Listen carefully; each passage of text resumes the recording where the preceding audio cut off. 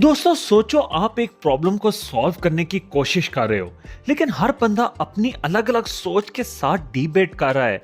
कोई सिर्फ इमोशंस की बात कर रहा है, तो कोई बस नंबर्स पे फोकस कर रहा है और कोई बस क्रिटिकल एनालिसिस में फंस कर रह गया है। रिजल्ट कंफ्यूजन ही कंफ्यूजन। लेकिन अगर आपको एक ऐसा टूल मिल जाए जो थिंकिंग को ऑर्गेनाइज करे और हर पर्सपेक्टिव को क्लियरली समझने का तरीका दे, इसी को कहते हैं सिक्स हेड सॉल्यूशन। एक ऐसा रेवोल्यूशनरी आइडिया जो डॉक्टर एडवर्ड दी बोनो ने डेवलप किया।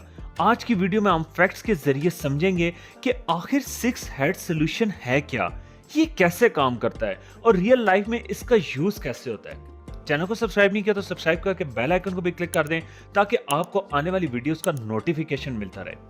1985 में डॉक्टर एडवर्ड ने एक कॉन्सेप्ट को इंट्रोड्यूस किया जिसको सिक्स थिंकिंग हेड्स कहा गया।